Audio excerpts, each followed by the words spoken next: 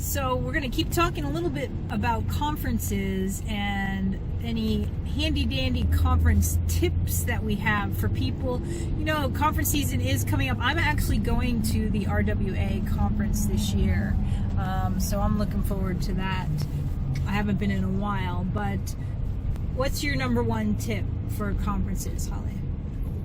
I have a rule that I've used at all conferences I've gone to, that there are only two kinds of people at any conference. People who know you and love you, people who don't know you and will love you.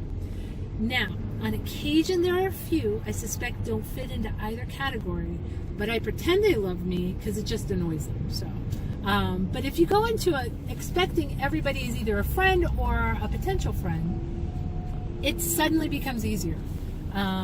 We were at a conference early on, and there was a woman sitting all by herself, and it was a big table I was at. And I went over and I said, listen, if you're sitting by yourself because you need 5 minutes, I get that. And we're stopped, so I'm talking with my hands now. We're in traffic now. Oh, man. But Buffalo if you're sitting by yourself because you don't know anybody, please come join us. And for me, that's half of the fun of a conference, is meeting those new people. I had a lady call my hotel room looking for someone. She was supposed to go to the Ritas, which, if you're not a romance reader, the big awards thing. She was supposed to go with someone. That was the room number she had, and I was not that person. I said, yeah, well, just meet me at the bottom of the elevators. I'll sit with you. Because she didn't know anyone. So a stranger called my room, and I went to the Ritas with her. But again, I follow that rule. It's a friend or it's a potential friend, and it makes things much easier. How about you? Number one, wear comfortable shoes. That is a big one, because you will do a ton of walking. It's crazy. But yes, always wear comfortable shoes to conference. Make yourself some business cards so that you can, trade information with people, because you will make friends, and you will, networking is a big part of what the conference is for. So make an effort. And again, you're with, probably, if you're an introvert, that's okay, because a lot of the other people at writing conferences are also an introvert. Not all of them, but a lot of us are introverts there. People don't tend to believe I'm an introvert because I can pretend to be an extrovert and do it comfortably, but it exhausts me, and that's the difference. That's the definition then of an introvert, if you get drained by being around a lot of people. So comfortable shoes, be willing to talk to people, make new friends, network with people. And again, like I said in another video, just all you have to do to break the ice at a writer's conference is ask someone, what do you write?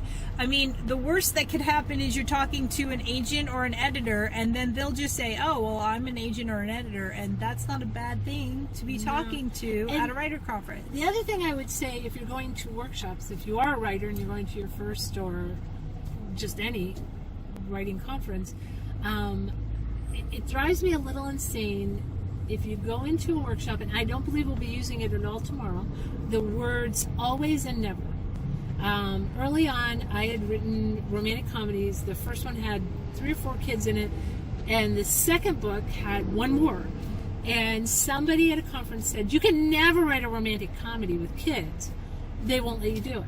And I'm like, dude, I just sold book 2. When somebody starts giving you those absolutes, you can only do it this way to sell, you can only do it that way to sell, that person probably doesn't know as much as you would want from somebody you're taking a workshop from. So it's okay to go find a better workshop. Well, and that's a tip as well. Just if you get into a workshop and it's not doing it for you, it is okay Proceed to get on up. I-90 East. Holly's car is telling us what to do. It is okay to get up and walk out of it. You can be respectful, don't like flounce out of the workshop, or don't go out in a huff.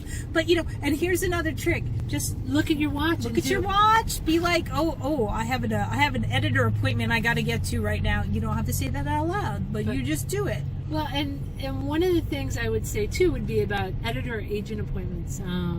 Back to that. Do they do those now? They still do sometimes. When we were last time I was in New York, as a matter of fact. Yeah, but when was that? I don't know. Times have changed. Yeah, I I would assume that at least some of them still do. Some places still do it. Yeah.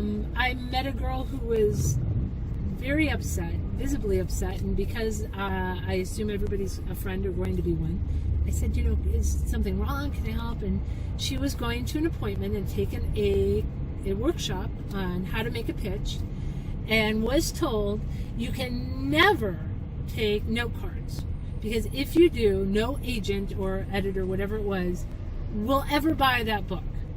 And she was ridiculous. I hate people who say things like that. She was so nervous, and it was an editor, because I knew the editor she had the meeting with, and I said, listen, I know that editor. Yeah, you take your note cards and you just say, Holly said you were allowed. It's all fine. She's not going to care. She's a sweet, sweet person. She's just not going to care at all. Just go to your meeting, take a deep breath. It's all okay. But there was somebody who was really nervous enough, right, to begin with. Yep. I remember those. I remember those editor appointments, yeah. and oh my goodness. I don't know. I have a nervous stomach to begin with, so those things were always very nerve-wracking.